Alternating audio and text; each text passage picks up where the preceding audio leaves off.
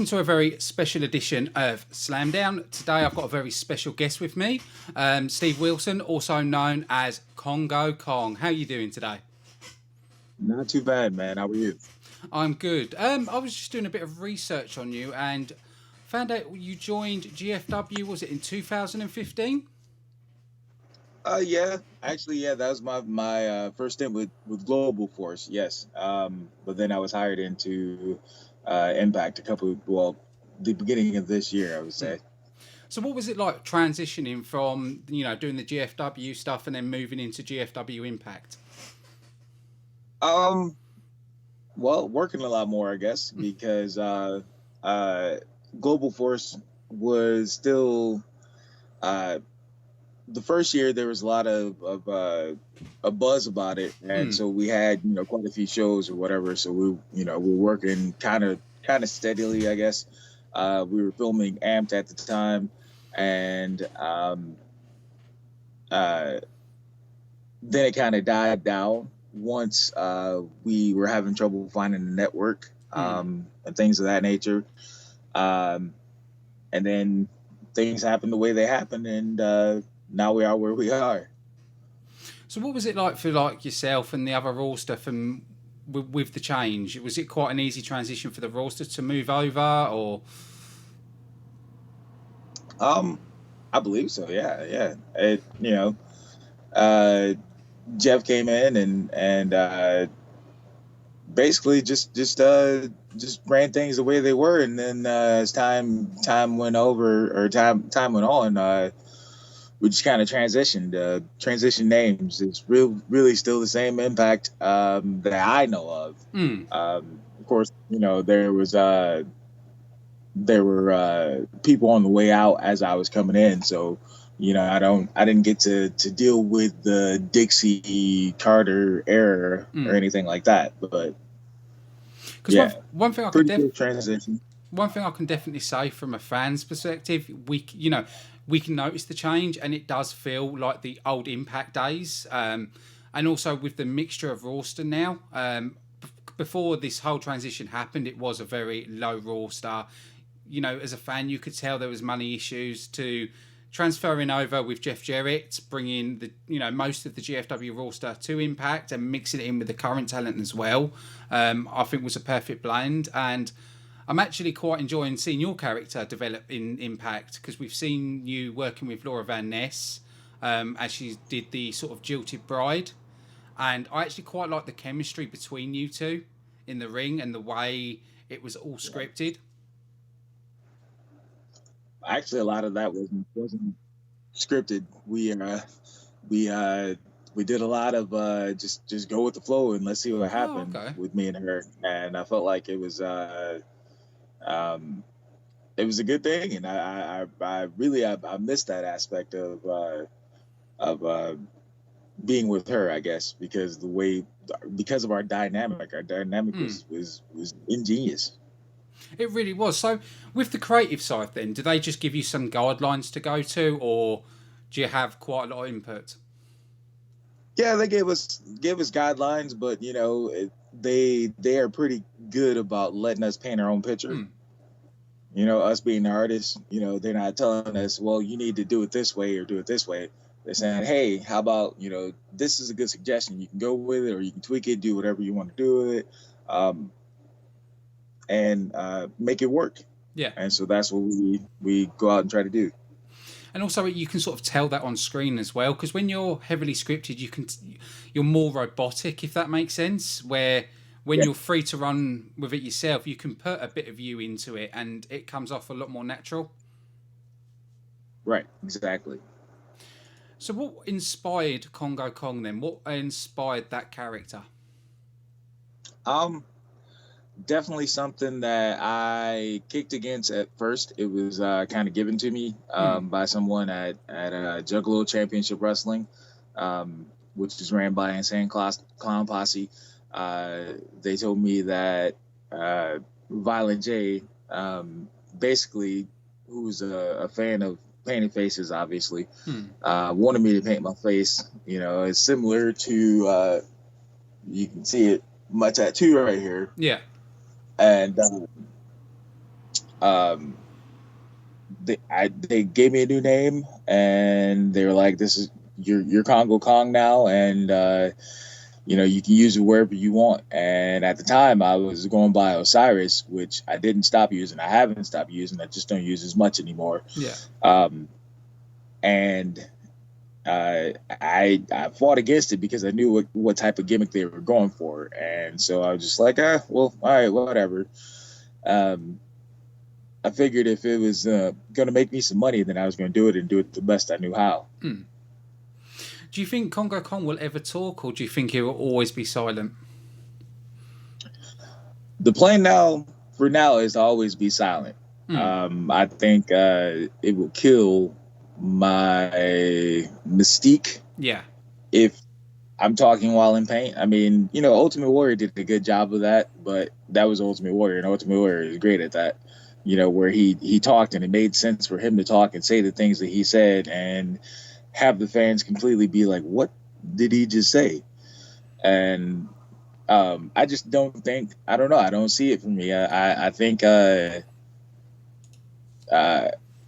learned to use my body language quite a bit over the years to convey what it is exactly that I'm saying in the ring, or in front of a person, or how I'm reacting, or things like that. And I think I do that better than I would if I were trying to come up with a definite voice for Congo Kong.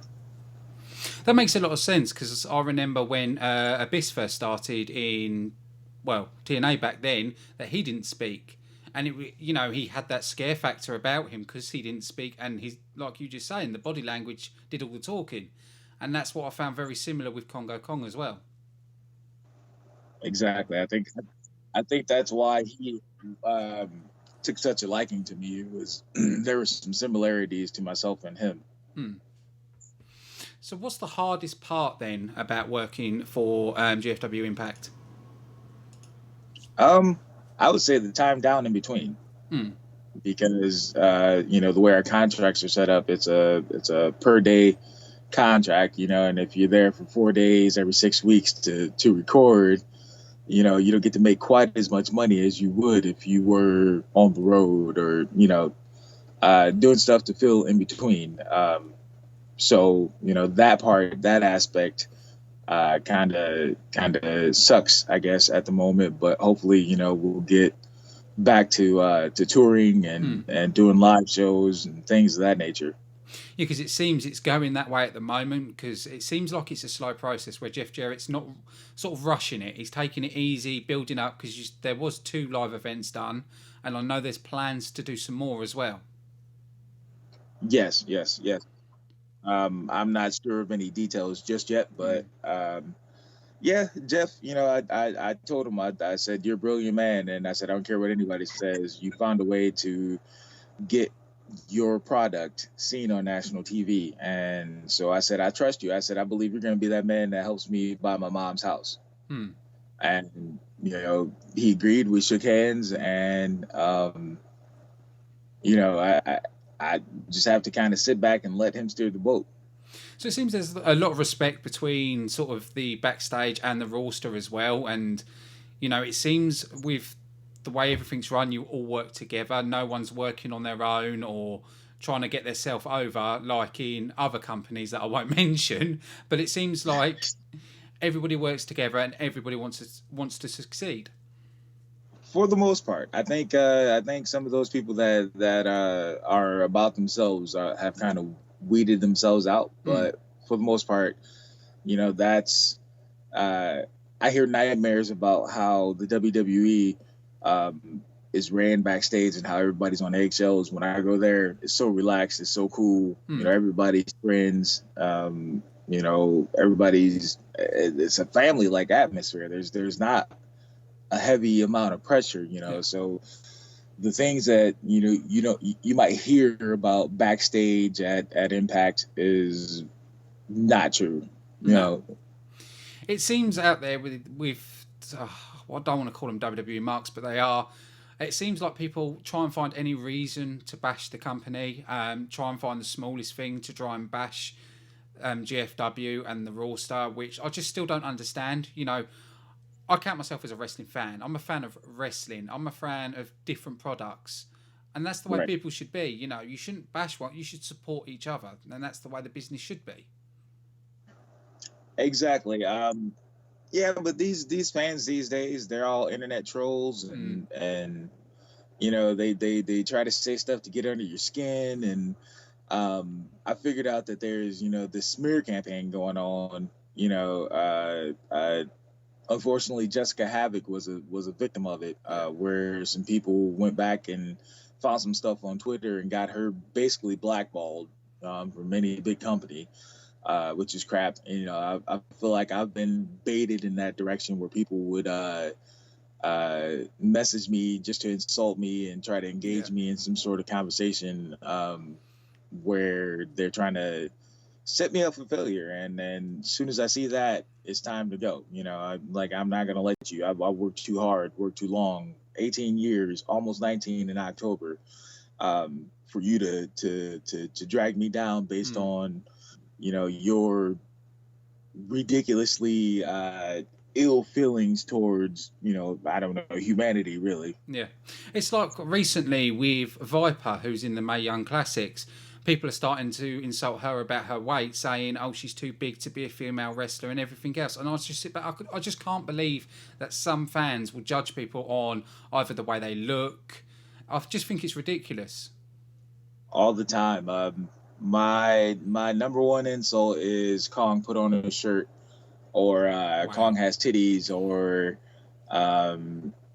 something ridiculous like that, or that character is offensive. And that's the one that I get from the UK the most, actually, is that my character is offensive. And I find it hilarious because I'm wondering, who's it offensive to? Is it offensive to the black guy that does the character, or to you who's never really been to, I guess, an island or wherever it is that Kong is supposedly from? Who is it offensive to?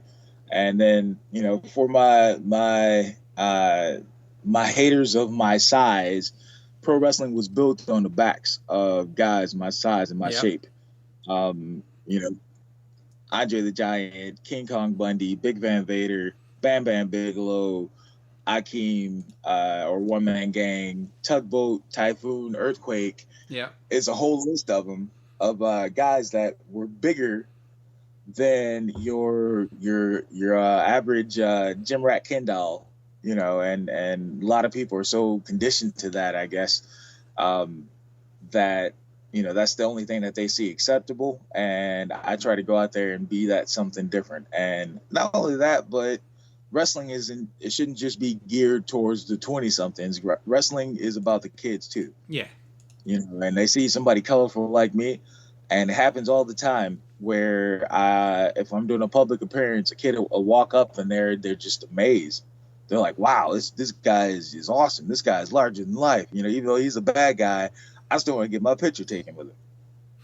Oh yeah, that's why I do get really annoyed with, I'm going to call them the small-minded fans that come with the insults. And because like you just said, if you look at wrestling history, there was always the bigger guys. Look at some of the stuff that Bam Bam Bigelow did for a big guy.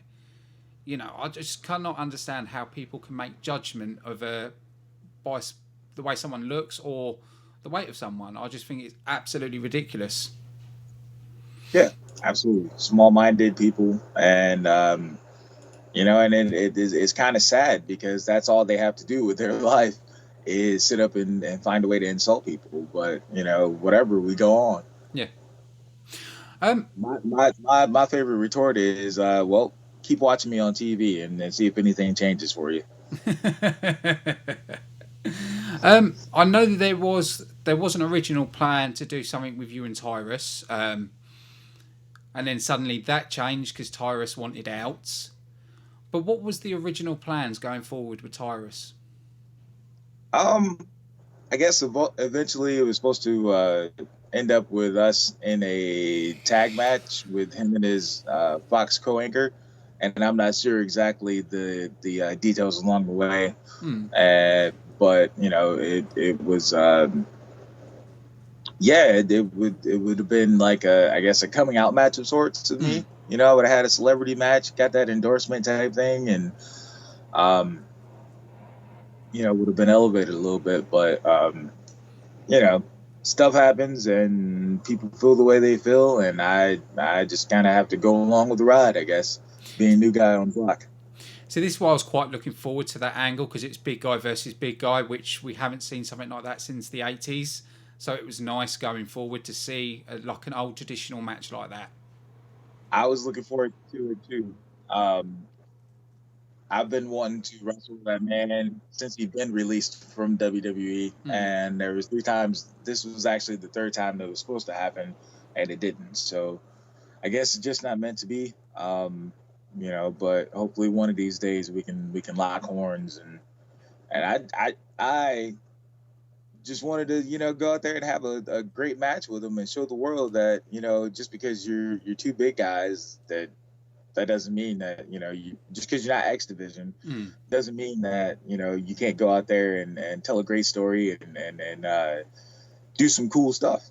Oh yeah, definitely. Because we have noticed in the recent tapings as well, the fans have got louder.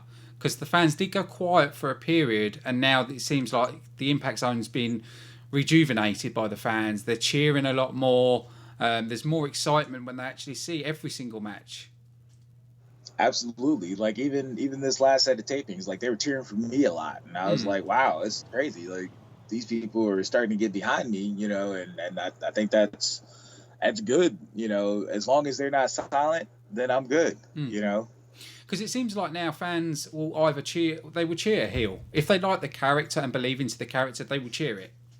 Yes. There's no, oh, he's a bad guy, we've got to boo him. No, we're going to cheer him. It's it seems to have gone in that direction now, where fans judge, like I just said, on the character rather than if you're a good guy or a bad guy. Exactly. And I guess for my character, a lot of times, the first couple times I am in a place or in a new place, um, it takes a second for them to warm up to me. Mm. And like there's a kind of mystique kind of reaction that I get at first, and it's kind of silent. People are like, "Whoa, what is this? Who is this?" And then after a while, they'll warm up to me, or they'll start making noise, any Mm. kind of noise, whatever, boo, cheer, however it's supposed to be. But we're beyond that point. I feel at this point, and so it's good to see that they're starting to be the reaction. Mm. More of a reaction. I just wish. I wish that the Laurel Van Ness thing was still going, because I felt like there were so many directions we could have gone with that, and that if you hot shot something like that, then you lose out. Yeah, because there was, like I just said, there was definitely the chemistry between you, and I think that's why people were so hooked to it as well. Because people were like, "What's Congo Kong going to do now? Where's he going to do Right. next?" And Right. you're right. There is a lot of ways it could have gone, but I'm also interested to see where Congo Kong goes on his own. What's next for Congo Kong? Yeah, I'm interested to see too. I try not to ask too many questions. I just kind of show up and do my job, Mm. and try to maintain professionalism about it. If I have a question or an issue, I'll address it when they bring it up, and try to do it in such a way that it doesn't give me any backstage heat, and uh, just go about it and do whatever it is. Has there been any difference now? Jim Cornette's on board with GFW. I have a lot more stuff to laugh at. Cornette is a hilarious man. I love watching him get heated about stuff, Mm. and it was so awesome having him and Bruce there. Just for the short period that we did, because I get to mess with Bruce about chicken salad, and Cornette about Bruce's impersonation of Cornette, and it's just fun times. And I'm glad Cornette is there, and he's a good person to always bring in for a wrestling company, I think. Yeah, I definitely agree. His experience as well, and his wealth of knowledge will help GFW and help the roster as well. Because he seems like a person that would help anybody with anything, any issues, and like I said, with that wealth of experience, it can help anybody grow. Exactly. Yeah, old school guy, old school mentality. And he's not opposed to the new school aspect of things, and he'll find a way to marry the two and make it for the best. Yeah. Um, Next question is sort of a bit of outside wrestling. What kind of movies do you watch? Well, I guess I'd be a comedy guy. I love laughing. I love action. Every now and again, I'll find myself a nice tearjerker and watch it. It's really not uncommon for me to sit and watch a movie and end up in tears at the end of it. Don't tell anybody. Uh, but yeah, those are my favorites. Comedy, action, little drama. Does pineapple belong on pizza? Yes. Not all the time. Not all the time. Not every combination, but with ham and hell yeah, bacon, yeah. Just don't tell Sienna Chicken. that. She would totally disagree with you on that. um, Outside of GFW, how do you feel the indie scene is at the moment? I sort of classify it now. It's sort of going back to the 80s where you've got a lot of territories all over the place. Um, so how would you classify it now, and what's the sort of vibe you get from the indies? I would say it's good. I stay busy, which is great. But at the same time, there's like so many people, with access to the business, whereas back in the day, it just wasn't readily available to everyone. Mm. And so, every territory I go to, there's a whole different group of guys. And, some might carry over from this territory to that territory. But I feel like at times there could be more work for me if there weren't so many people out there. But at the same time, who am I to try to stop anybody from living there? Oh, definitely.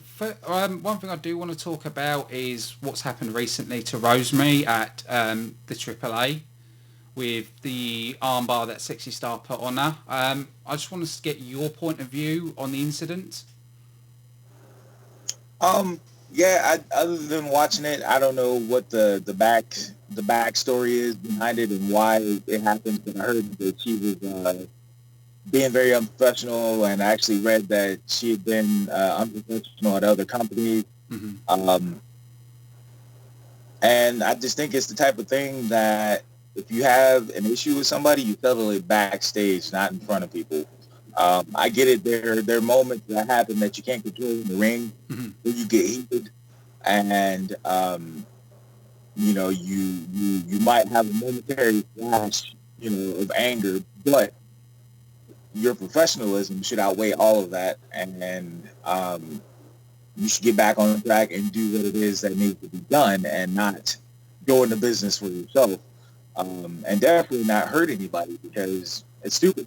Yeah, because with being in the ring, it's about the trust between the two people, and for Sexy Star to do that and break that trust, I just really hope no promoter hires her after that incident, because it's not like it's a one-off. It's happened 3 times now with other wrestlers, and if you're not going to be safe in the ring, you shouldn't be in there. Yeah, absolutely. Um, a lot of people, I find that they worry about me in the ring, and how safe I am, and I have to reassure them, hey, I wouldn't be wrestling for 18, 19 years Hmm. at this point if I wasn't safe. At some point I would have been blackballed for hurting somebody, and I've not hurt anybody. So, um, I understand that most people have jobs to do on Monday, or they have families to go back to, Hmm. and they need their health, and they need to be able to wrestle again. So why hurt anybody? That's stupid. Do you think there should be sort of like a wrestling agency that sort of sets out guidelines and sort of works with wrestlers as well, if with issues, and Sort of like not similar to the Actors Guild, but for wrestlers and for promotions. Do you think that would help keep the unsafe workers out of wrestling? That's a good question. So like a governing body is what Yeah, you're saying. yeah. Um, yeah, yeah. As long as it's there for the right reasons and Mm. not there just to make monies like some of these athletic commissions Hmm. in certain states that I go into. Um, yeah, if I could see something like that, if where you need to get a certain card or a certain certificate in order to wrestle, and then that's the only way that you can wrestle. I could see something like that being good for everybody, actually. Oh, yeah, definitely. And also, if it involves promoters as well, it'll weed out bad promoters because there are bad promoters out there. Because recently, there's been some promoters that haven't even paid talent, so it would weed them out as well. And for Oh yeah, everybody, it make the business better. I think. yes, yeah. Bad promoters, bad shows. Yeah, promoters canceling shows at the last minute, things of that nature. Yeah, that if there's some accountability there, then a lot of that will get cut out. Yeah, because like you just said, with cancelling the show, it affects a wrestler because it was a payday, and you all still got families to feed and travel and everything else as well. So without that, it does impact on your life. Right, exactly. And a lot of people they equate equate most wrestlers with indie wrestlers as if this is just like a hobby for us, and Hmm. at this point, it's not. It's our job. So yeah, we all you promoters out there, we need paid. We need your shows to run and you to do what you're supposed to do. But that's what it's all about, though, isn't it? It's about having being able to trust a promoter, and it's the select few that ruin it for the many. It is. It is. I'm I'm actually kind of got jitters because I was supposed to be in Mexico this coming weekend, and I went to go message the promoter, and his Facebook is offline, and so I don't know how to get a hold of him. So I don't know if he's in Facebook jail or he's been shady or what. But I mean, he's already paid for the plane ticket and sent me a cash deposit. I just hope I hear from him before then because I really don't think I should just be going down there and hoping for the best. With this new way that Global Forces run now, where they're working with other promotions, um, as a wrestler, do you find that exciting being able to move around to different promotions like AAA, Crash? Yeah, whenever it becomes my turn, yeah, that's going to be great. I'm looking forward to that. Just it kind of sucks for the guys that I know that they probably won't use or probably won't send anywhere Hmm. because we're sitting until November. What's happening in November? November is the next taping along Oh, with Bound for Glory. do you know what? Like, I've got to admit, the way everything's been done and the way people are being used is brilliant now. Um, and compared to the other promotion, I actually enjoy that GFW works with everybody. Doesn't try and nick their roster and try and close a company down. I believe working with other talents, sharing talents, it's really the best for business because, like I said earlier, the more companies are, the better it is for the wrestlers. yeah, absolutely. I love that mentality. I love that aspect. That way we get seen everywhere. Other people get seen here. Hmm. And I find myself running into a lot of people at Impact that I've met before at random shows all over the place, and I think it's cool, because you don't get that with Hmm. the other people. You know, Impact is such a different kind of company. Like I like it. I love it. It's awesome to me. I have so much fun there. Who are you looking forward to face next in GFW? You know, I don't know. Hopefully one of those upper echelon baby faces so that I can move up the card. I'd love to get in there and tangle with James Storm or um, I guess EC3 is not really a baby face. Eddie Edwards, some of those guys, so that I can kind of elevate Kong status a little bit. What about Lashley? Yeah, as long as it doesn't go any more than 5 minutes, because that man is a machine, and like he can go balls to the wall for ever, and it's crazy just watching him. Just like I'm like, okay, you need to slow down just a little bit, like, and he just doesn't. He's just like a robot. It's like crazy. Yeah, I know the minute that they say I'm going to work with him a couple times is going to be the minute I'm going to have to be in the gym on every exercise machine there is, trying to get my wind up. Not that my wind is bad, but this is Lashley. Yeah, for quite a big guy, Lashley is. His cardio it's just out this world. And it's the same. Absolutely. It's the same with Moose as well. The way Moose performs in a ring for a big guy, it's like, how does he do it? Yeah. Moose is one of those guys that he's so hungry, and I love watching him. I love watching his enthusiasm, because he wants to get it all in and then just let it go. And I like that. I dig that and admire that about him. So, I know you've said what inspired Kong, but when you was growing up, what actually was the point where you decided you actually want to get into wrestling? Hogan slamming Andre. I had no prior desire to wrestle or anything like that. Hell, I didn't even like contact sports at all. I didn't like wrestling with my cousins or anything like that. But then Hogan slamming Andre, it piqued my interest, because that's to me, it's the ultimate tale of when you put your mind to it, you can do anything. And it kind of lit a fire under me, and it made me want to be Hulk Hogan.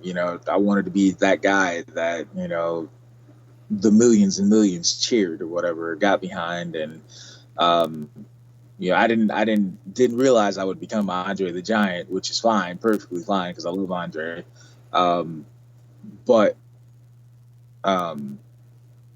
that moment was it's such a huge moment in history, and to be able to experience that, is kind of a life-altering moment, because, I know plenty of people who say that their dream job is to work behind the desk and design this or do that and do this. And my dream job is to be a professional wrestler. And that, to me, said that I could do that. Whatever it was that I wanted to do, I could do that. If Hulk Hogan can body slam a 550-pound man who's 7 foot plus tall, then surely I can conquer the world. So, with working for GFW, when was the point that you made first contact with them, or did they make first contact with you? Actually, I wrestled Abyss in a series of matches late last year, and he said, just stay put. I'm going to see what I can do. When the opportunity arises, we've been going through some issues or whatever, but things are changing, and I wouldn't want you to come in and get caught in a crossfire. Excuse me.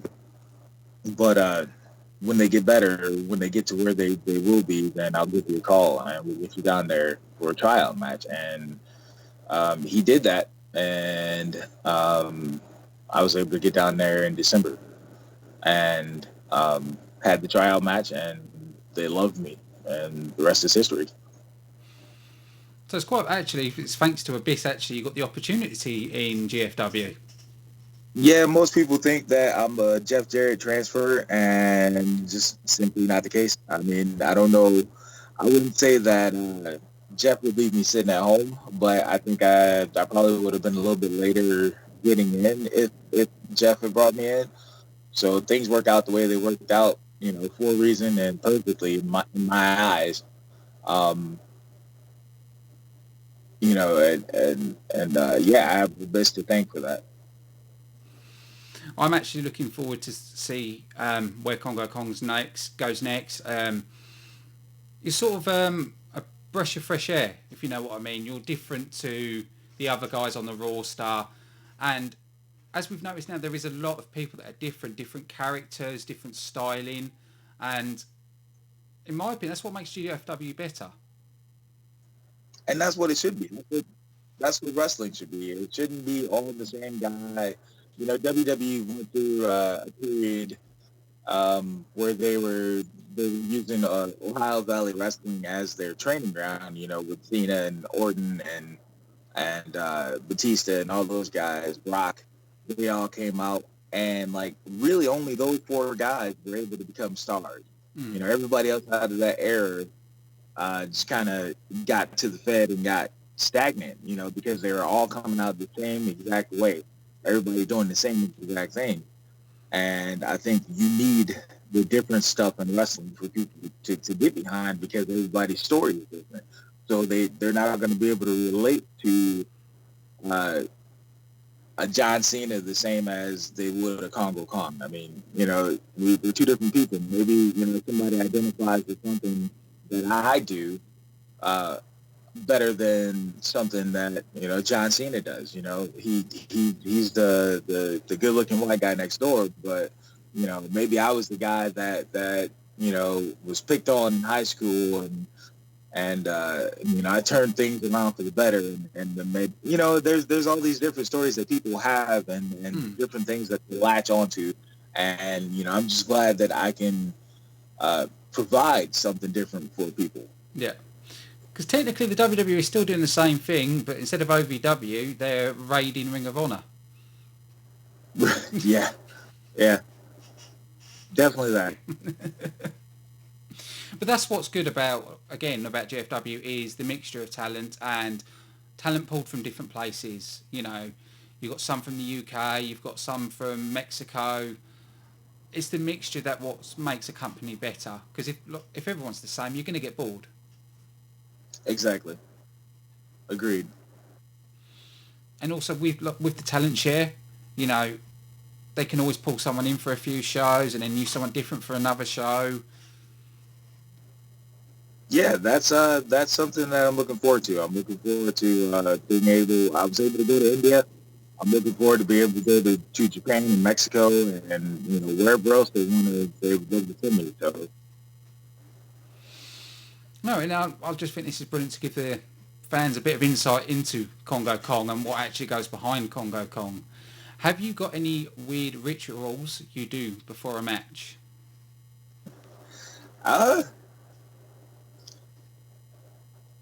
Well, other than like stretching, I typically say a little prayer, and it's funny because it's the same prayer that, my traveling prayer versus my ring prayer, they kind of ring together, and so when I say my traveling prayer, I always say, keep the deer in the field and the cops occupied, and so I find myself saying, dear Lord, keep us safe from all hurt, harm, and danger. Keep the deer in the field and the cops occupied, and help us entertain your people. In your name, I pray. Amen. And it's just funny how when you I guess you pray certain prayers and you used to saying certain things, how they bleed over. So, me praying before a match shouldn't technically have anything to do with deer or cops, but whatever, it happens. Yeah, I've always found out a lot of wrestlers do these different certain things just before they go out there to get them hyped. Some, like you said, some do stretches, some do prayers, and some do weird stuff. I've heard some stories from some wrestlers that I can't say, but everybody else does different things to get hyped. Yeah.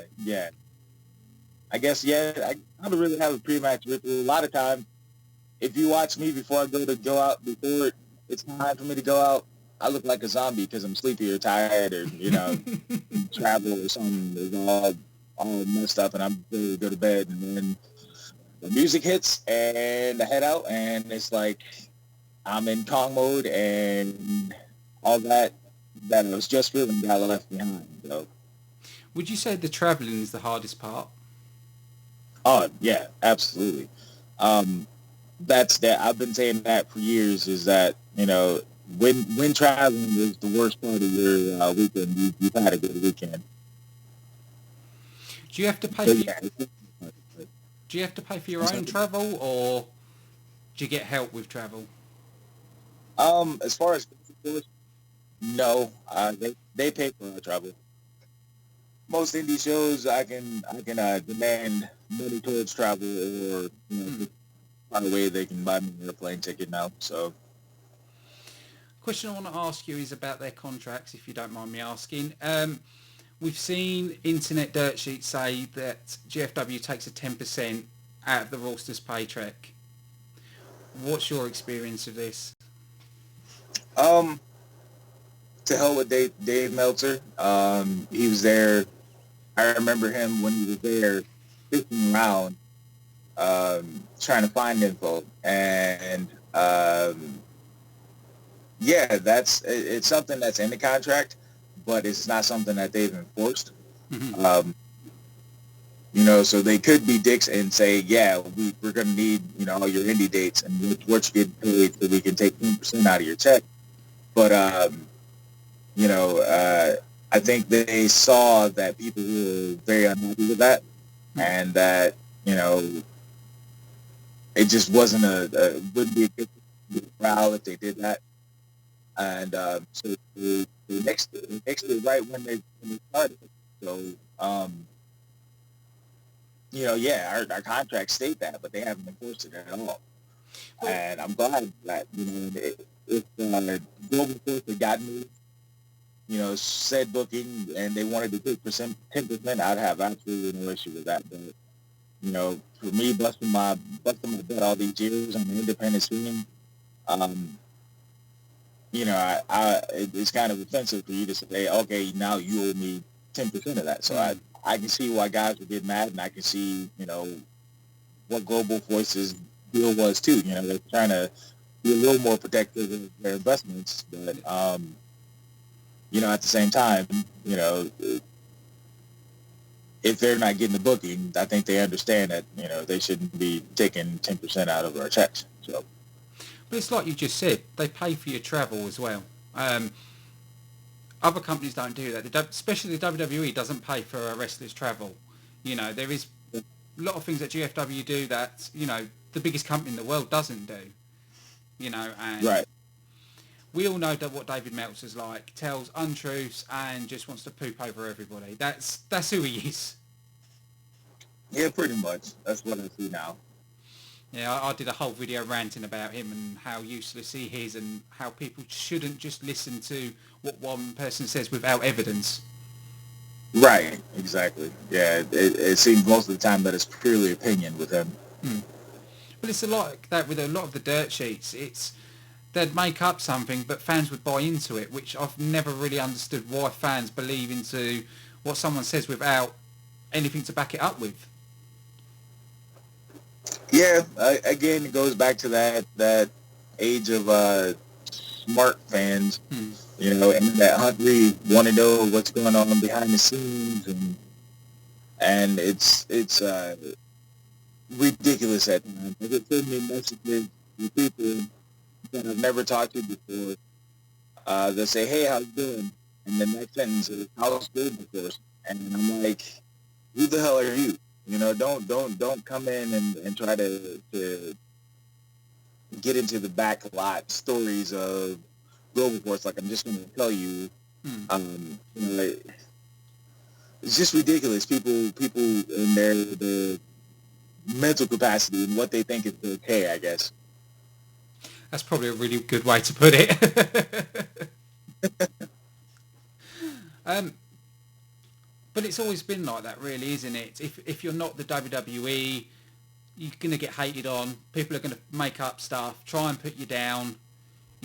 What was it, 15 years people have been saying the company's going to close down and it's still standing. Might have changed, ownership's changed, but it's still going. Yeah, exactly. And yeah, people are always looking for a reason to try to badmouth us, and those of us that aren't in the WWE, um, always trying to find a reason to put us down or whatever. But keep watching, keep doing your armchair quarterback thing. Because I can definitely say, in my opinion, I actually think GFW is better than the WWE. I think the storylines are better, the matches are better. I just find the WWE dreary compared to Global Force. I can see that. I can definitely see that. Especially over the last I say the month of this September, so 8 or 9 months. Yeah, things have gotten a whole lot better. Since the new regime change, the storylines have gotten better, and the show flows, I guess, pretty good. And it's also, like you were saying earlier, it's that freedom as well, giving the talent freedom, where in the other company you don't get that. You are told what to say, how to walk, and everything else. And yeah, when you watch that promote, you can tell that. You can tell they're told. You can tell they're robotic. Where GFW, it flows better. The storylines are better. And it's me personally. I get more invested into it. yeah, exactly. And, you said robotic, and I was just about to say that. It's like I feel like at times the WWE they create these carbon copy robots, and if you notice, a lot of guys that they get lost in the flush in the wash there. Once they leave, they're able to make a name for themselves and go back. With the Cody Rhodes, with the Drew McIntyre, look at Cash's own number. Things of that nature. Those type of people. Once they leave there, they go and they find themselves, and then they make a name for themselves, and then all of a sudden WWE is like, all right, that's cool. We want you back now. It's like with the Austin Aries, who is an amazing talent, gets picked up by the WWE, shoved in the 205 Live, and that's it. When he's a really one hell of a worker, he's great on the mic, he's great with the fans, and because of his height and his size, they stick him in a division he didn't really belong in. Right. Where, you look at GFW, it's more open. We have seen X Division guys go against bigger guys. Everybody gets different opportunities. No one is labelled for their size and what they look like. Yep, exactly. Yeah, different atmosphere there completely. I was just going to ask you, is there anything you'd like to add or anything you'd like to say to the fans? Thank you for your support. Without you, we'd be a bunch of weird guys rolling around in spandex. I try to keep my communication open with fans. If they want to shoot me a message, at Real Kongo Kong on Twitter, under Steve Wilson on Facebook, or Kongo Kong, the Juggernaut Cyrus. Or if you're a wrestler and looking for pro wrestling gear, I happen to make it. Oh, wow. Yeah, for that as well. Yeah, as long as you're not weird, then I'll be more than likely to have a little conversation with you. And just let you know that I appreciate you. It takes two. It really does. Without you. I've just noticed something. You make your own ring gear? I do. Is it just own you make, or do you make others for other wrestlers? I make quite a few guys. The Chris brothers, Ohio versus everyone. Oh, wow. Yeah, I made Dave's. I didn't make Jake's, but I made some of theirs. I made some other people's. I made Rhino's here that appeared on TV. Yeah, a whole lot of people. Oh, that's one thing I didn't know. last question I want to end on this is your face paint. Do you do it yourself or do you have someone else doing it for you? While I'm on business with makeup artist does it. And I try to go to the same one every time because she does a phenomenal job. And she's the only one that I trust to go to and say, hey, do what you do. Make me beautiful. And she'll do it. And a lot of times it'll start off and I'm like, I don't know about this. I don't know about this. But by the time she gets done, I'm like, ooh, that's awesome. I wish I knew how to do that. Her name is Carrie Lynn, and Kelly Lynn, I'm sorry. And she's awesome. She's going to sit there and listen to a little gossip session while I'm there. And a lot of times I wish I could put her in my bag and put her with me. I just want to say I really appreciate you coming onto the show and to give us the insight into Kongo Kong and into GFW. I really appreciate it for coming on here. I appreciate you guys for having me.